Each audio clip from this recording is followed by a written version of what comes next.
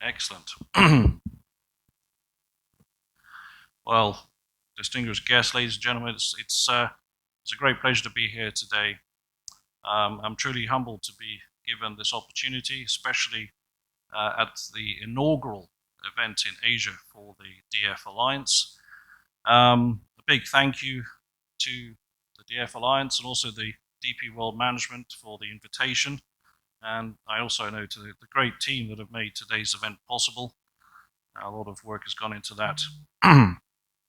um, I think the DF Alliance wanted me to be here today because our company, Tradeflow Capital, is a good example, I hope, of how digitization and digitalization of processes in the supply chain can help SME firms in their import and export of goods. Now, it is also enabling the trade financing and investment that pays for those goods, and importantly to you, the freight for those goods around the world. Obviously, the good news is that at least the global trade is recovering, so that's some positive news, despite a world of a lot of negative news in the markets, etc. So I think we would all agree at least that the future of world trade depends on many, many factors. There are many external factors that we have to deal with, geopolitics as well as weather and everything else that can get in the way of things. But certainly one of the key, and I may be biased, but I think the key factor is broad access to finance, and especially at affordable rates for our SME customers. So in the freight forwarding business, your customers are also our customers. We're helping fund and finance those trades for import and export. Especially now, it's very important to help SMEs, small, medium-sized enterprises, get access to funding, any funding, especially now with the US dollar interest rates going up. And in fact, all of the research that I see points towards those interest rates moving higher this year, maybe by more than 1 percentage point in the very near future from the Federal Reserve. But at least the research is also showing that once inflation is under control next year, the market is implying that rates will go back down again. So fingers crossed, it's just a short-term blip to control inflation down. But the one concern is the trade finance gap. And certainly our customers around the world, the small, medium-sized firms that are exporting and importing goods and moving it through your companies, were already having a tough time even before COVID hit. And when COVID hit, we saw the financing availability, the options available to companies, particularly in emerging markets like Asia Pacific, dry up. We've seen more banks who traditionally lending money for trade finance withdrawing from the market altogether in some cases, or changing their geographical focus. And so I would have to say that from our experience at Tradeflow Capital, the future of the financing capacity of future world trade very much depends on digitalization. And I will discuss how certainly as a digitized trade finance fund, we've been able to remove some of the challenges and some of the cost barriers of helping the SME companies out. And I think we're helping address this problem, which was 1.7 trillion before COVID, and now, by some bank estimates, is as high as $3.4 trillion. That is a problem, but it's also an opportunity. And it's an opportunity that Trade Flow Capital, we're working on, other banks and funds are working on. But there's one critical point. It hinges, actually, on the digitization of trade.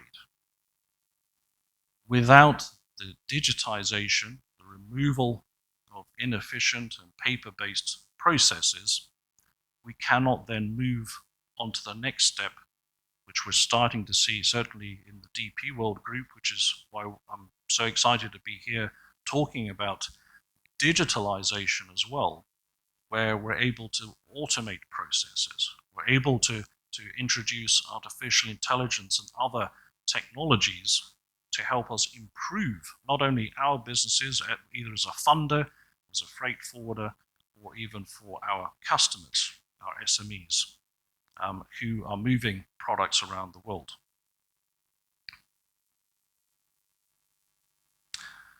That is why, I'm only up to a couple of slides in my opening remarks. We hear the terms building our business to be future-proof or future-ready. I think the key point in the opening here is to say that right here and right now, digitalization of all the elements of the supply chain is already moving at a rapid pace, especially in the area of the financing of supply chains.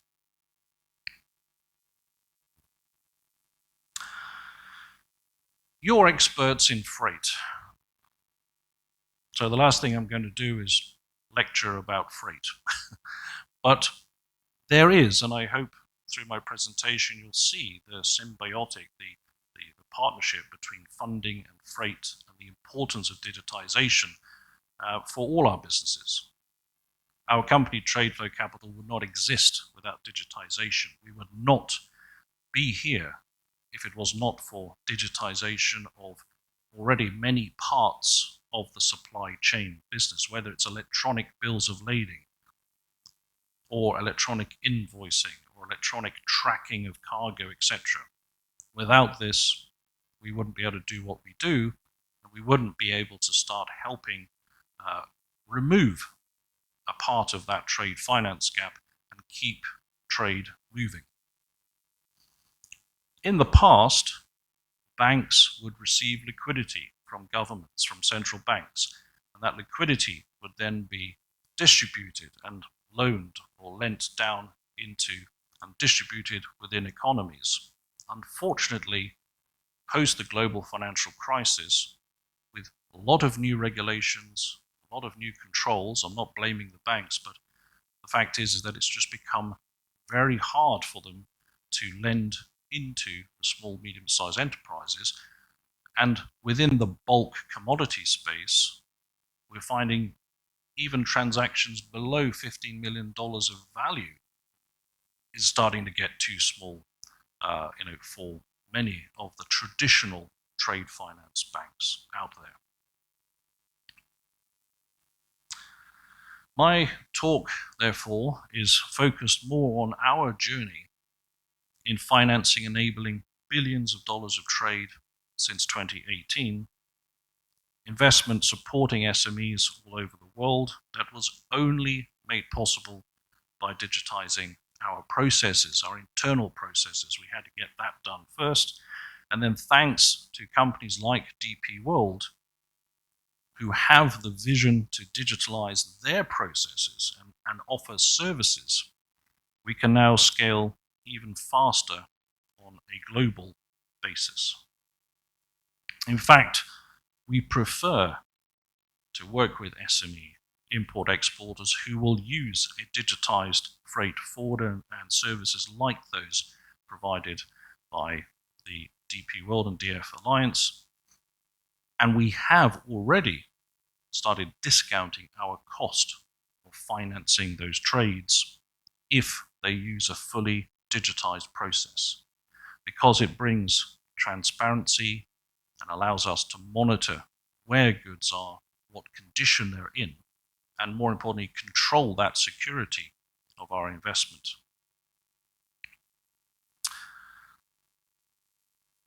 At Tradeflow, we have first-hand experience of digitalization of supply chains, which has enabled more trade, which should mean, hopefully, more business for you as digitally enabled freight forwarders.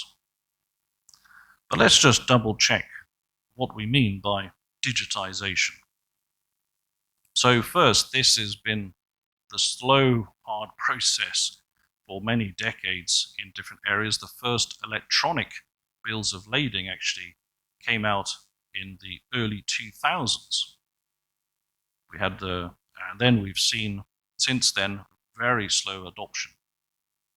Even during COVID, we could see an increase, and certainly COVID and the lockdowns, which gave us all an unprecedented, never seen before situation in terms of both financial risk management and physical risk management from an operational level. We saw an increase in digitization and using electronic systems. But it's still been, slowly. But we've started to see now, this year in particular, a big increase in that. Digitization is the first key step. It doesn't change our processes, just makes them more efficient and gets us off bits of paper and makes stuff into manageable data. The second phase now, which we're starting to really see speed up, is the digitalization, where we see the using of that data for ourselves, as well as helping our SME customers actually look at how they can improve their business as well.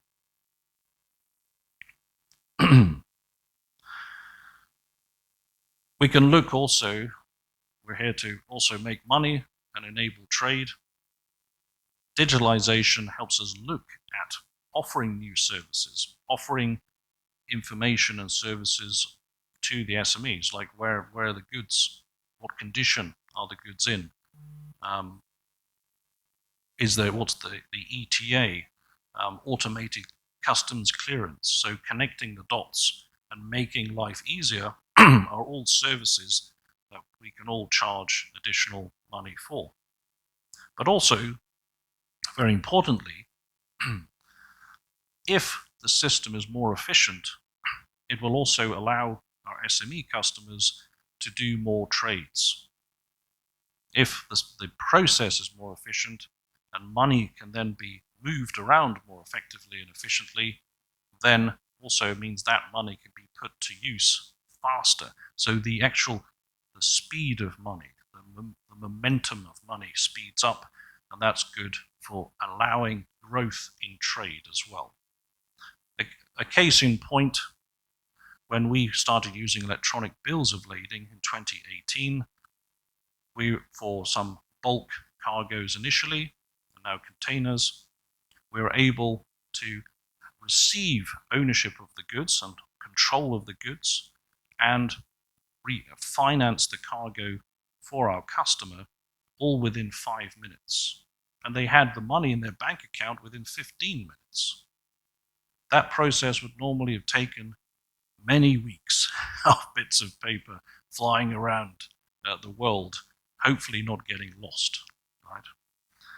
And so this is just the tip of the iceberg. Looking at the broader situation in terms of the benefits that we've witnessed from the financing side. So these are benefits that have been possible because we've digitized our process, but then also at the same time, internally, digitize those processes, but at the same time, the SMEs are incentivized to use those digital processes because they know at the end of the rainbow, they have some pot of gold, they have the financing they need to do that trade or do more trades as matters progress. And so definitely the big one is the reduction in time, costs, errors, and fraud. To bring confidence back also to the traditional lenders in trade finance, we need to bring more transparency, more touchy-feely, as we'd sort of say, so that traditional lenders as well, like we've experienced, can feel that they have visibility of where the cargo is and who's controlling it, where it is, as that is their main security often for trade finance. During COVID, before COVID, unfortunately, there were frauds.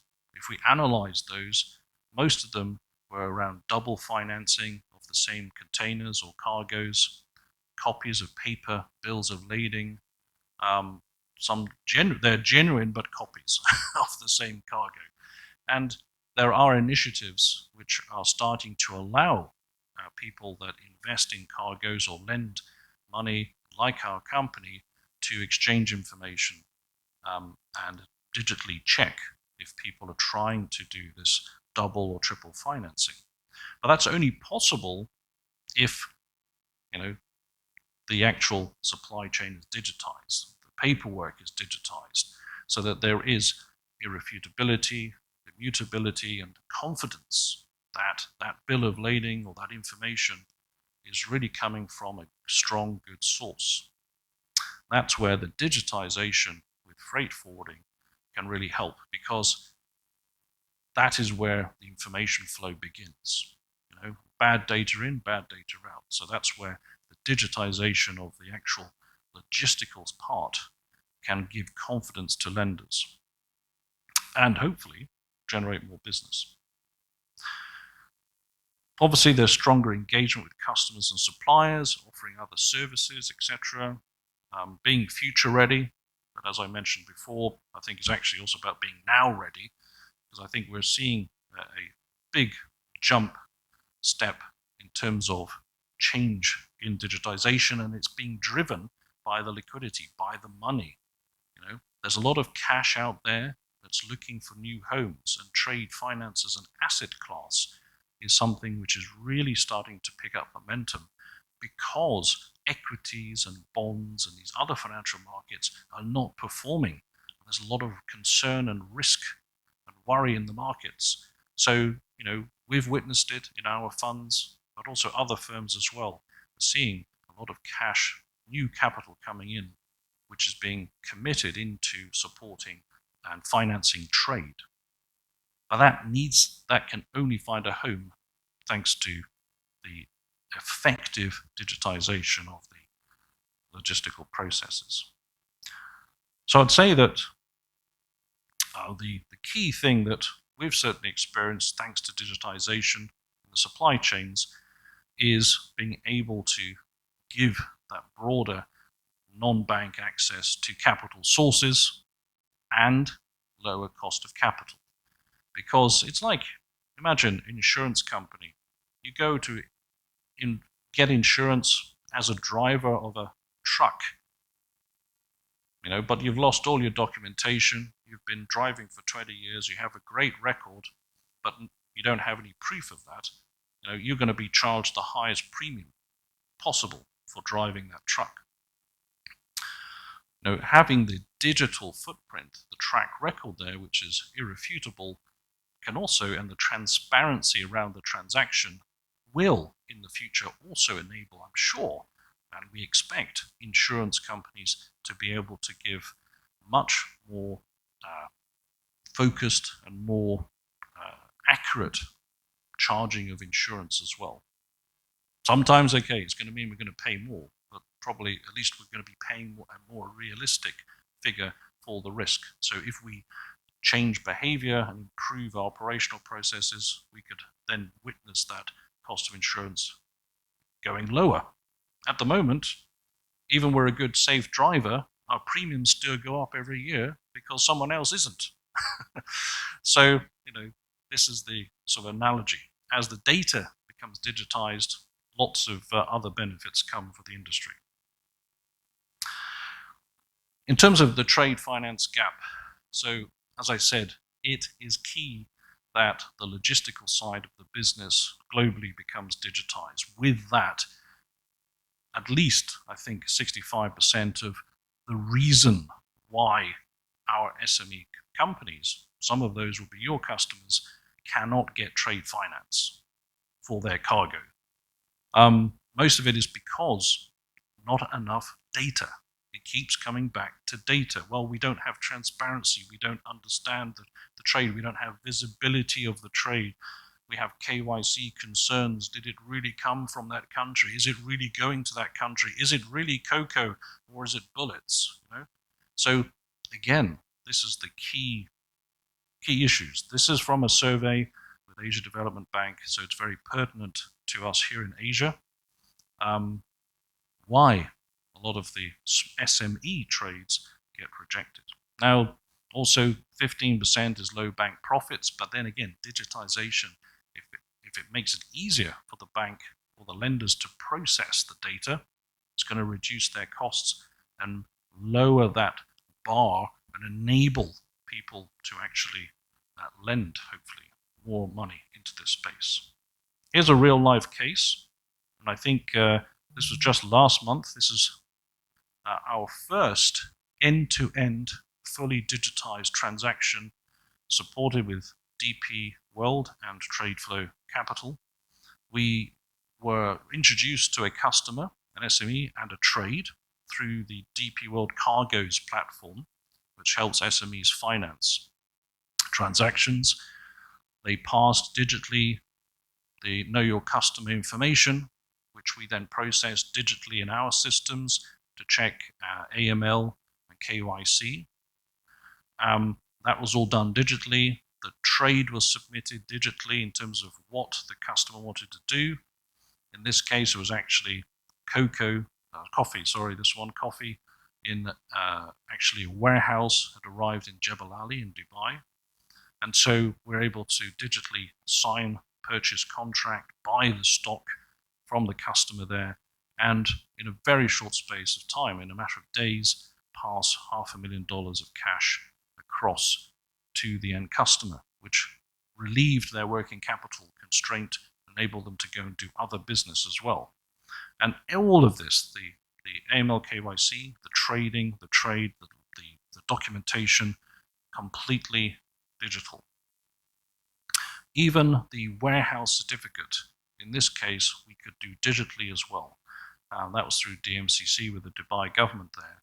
But also, I'm sure the DP World staff and DF Alliance will also be able to tell you about their developments of their own in-house control documents, their HBLs, which we're helping to pilot, which is really exciting, where you have real visibility of where things are, and you're able to actually control and at a push of a button transfer those ownership back to the end user. In red on the left here, you'll see all the reasons why we probably would not have been able to do this trade without digitization. Customers overseas, warehouses overseas, we're in Singapore, concerns over oversight and control, getting the data in time, but everything was digitized. And also now in Singapore, we can log in from anywhere, actually, not just Singapore, log in and actually pallet by pallet, actually send that cargo back to the end customer so they can then remove it from the warehouse or do whatever they need to do with it. That again means that the cost of managing that transaction is down, which means we could reduce the cost of funding that inventory, in this case inventory storage, for the customer. And so this is sort of how we'd built our internal digitization so that we could run profitably as a fund manager, because we're not a trader, but to help SMEs, instead of lending money, we take ownership and control of the cargo. So that enables us to help very new companies as well, who may not have enough track record even to talk to banks yet. But it's very exciting how we can plug in to the cargo system, but then also leverage the other digital services from DP World, which is all part of the DF Alliance. But that's only possible. We can only help more SMEs. We can only fund more trade if freight forwarders digitize.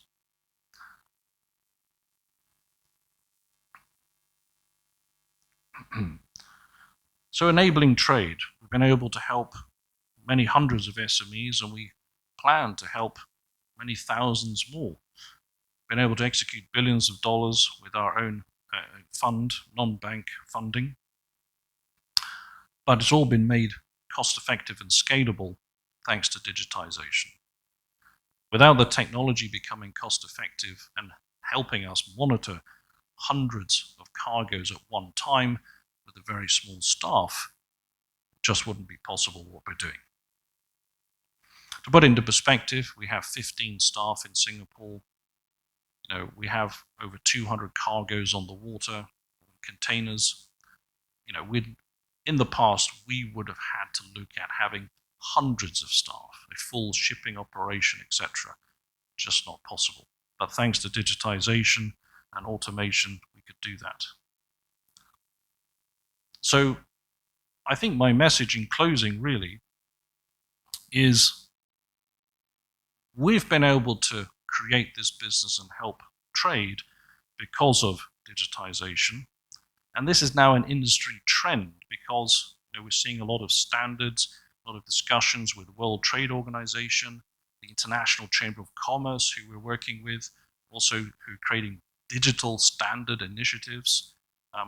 Obviously, there are groups and associations for container trade. People are starting to build standards so that we can have interoperability and systems can talk to one another, and so we can get eventually this integrated global and digitized world. It's exciting for us that more logistics providers and freight forwarders can digitize, can plug in to systems like DP Cargo's Finance, link to other bank networks and funding platforms, but those SMEs can only do that effectively if their freight forwarders are digitized. And also, it's a soft sell, but obviously SMEs can then later on do things with the data that you can provide them as a freight forwarder.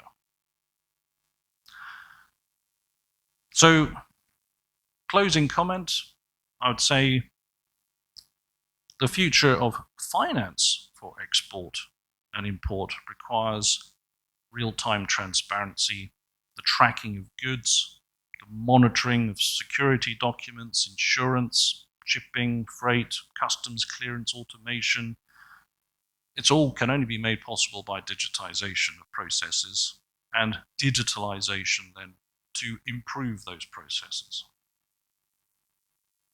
So it all helps the transparency and real-time monitoring, and it's already helping in bits and pieces access to funding for import-export trades. But the trend looks like it's going to become the general accepted standard practice in the future as banks, alternative funders and lenders like TradeFlow fight fraud and try to make liquidity available cost effectively and quickly to SMEs in particular.